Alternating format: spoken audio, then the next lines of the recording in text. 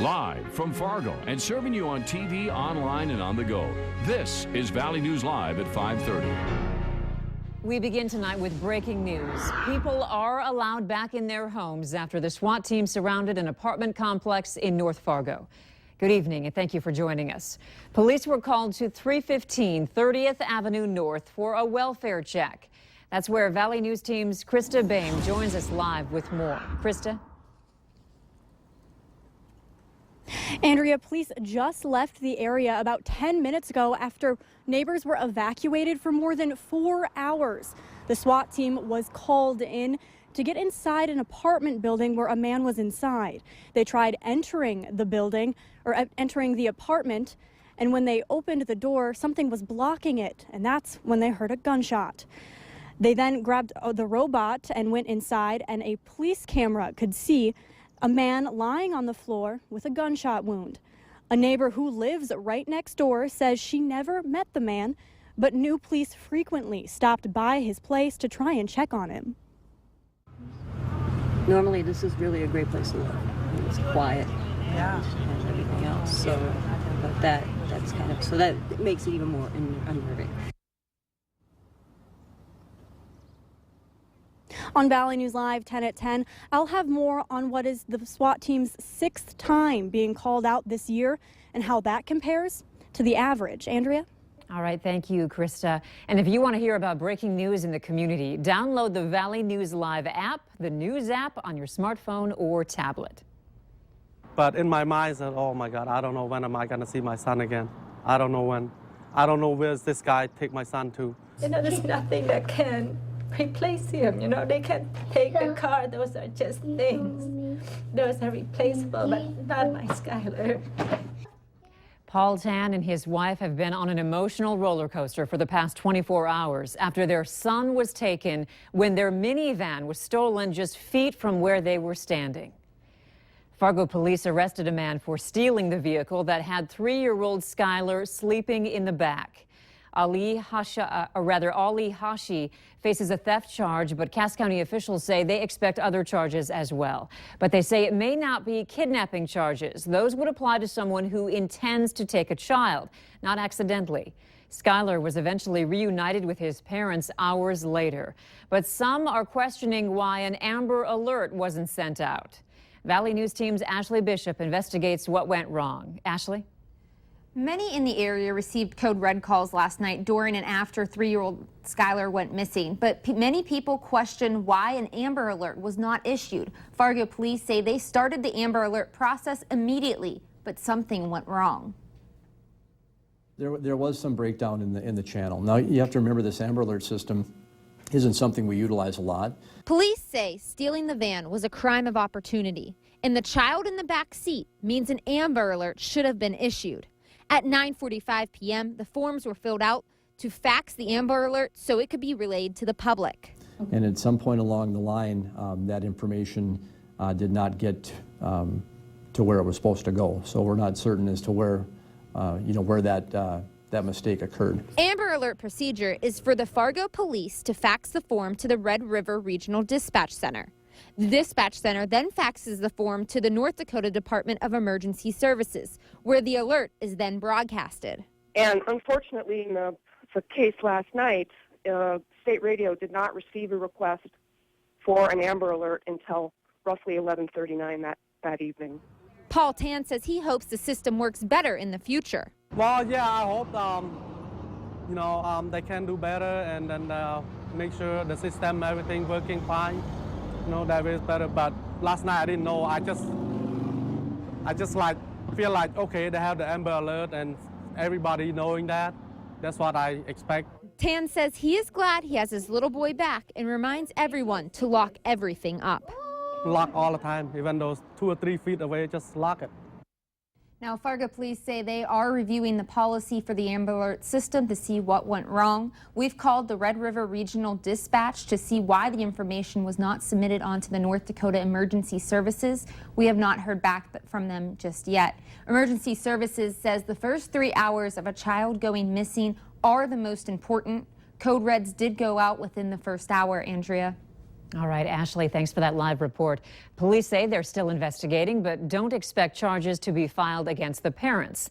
To find out how you can receive code reds and Amber Alert notifications on your phone, click on this story at valleynewslive.com. We have new information tonight. Grand Forks police have moved their search for a missing man to the river. 25-year-old Aaron Pigeon of Badger, Minnesota was last seen around 11:30 Saturday night at the Level 10 bar. If you have any information, you're asked to contact Grand Forks Police. Coming up tonight at 6 o'clock, hear Valley News Team's Neil Carlson's exclusive interview with Aaron's parents. Wildfires in Canada are making for a wild-looking sky here in the Red River Valley, creating a hazy red sun this morning. Our storm team tells us that smoke particles from wildfires in Canada are being carried into the atmosphere, and the light from the sun is affected by the smoke. But the haze hasn't stopped the heat here in the valley. Will it last for a while? Let's find out from meteorologist Lisa Green. She's got the details for us tonight. Lisa? Thank you, Andrea. It is a little warm outside, and with that, we've got those gray skies because of the haze, but the sun's trying to shine through. Here's a look at the satellite picture. This is a visible satellite. We've got those fires going up in Canada, and northwest flow. It's coming in out of the northwest, the wind even in the upper levels of the atmosphere, helping to bring in those smoke air particles into our region, creating that haze across the area.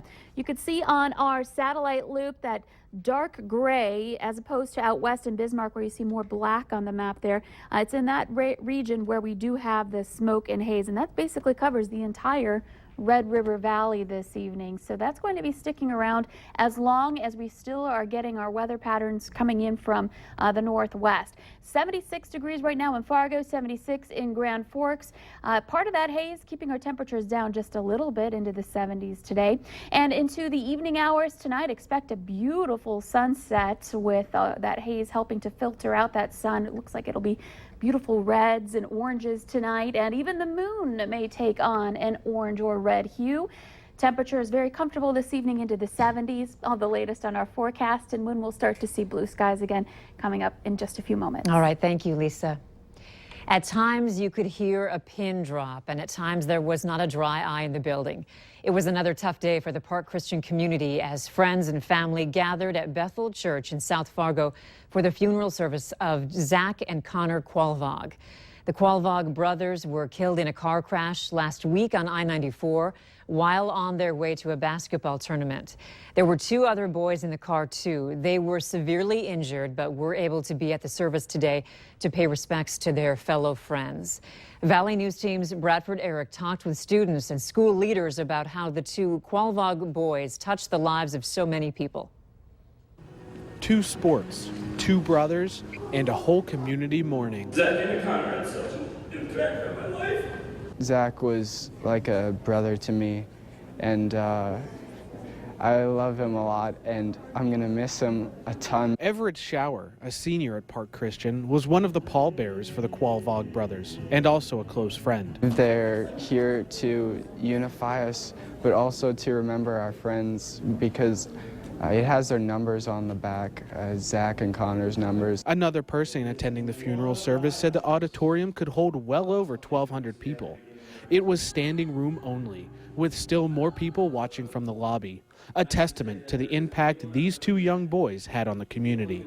While the service left many hopeful, there's still tough days ahead. The first time that the boys go back on the basketball courts, when we open our doors this fall again, there's going to be an emptiness and there's going to be a void that won't ever be filled from the lives of Zach and Connor. Principal Nellermo says the last week has been difficult beyond words for him and the school he leads. I think we will be forever changed.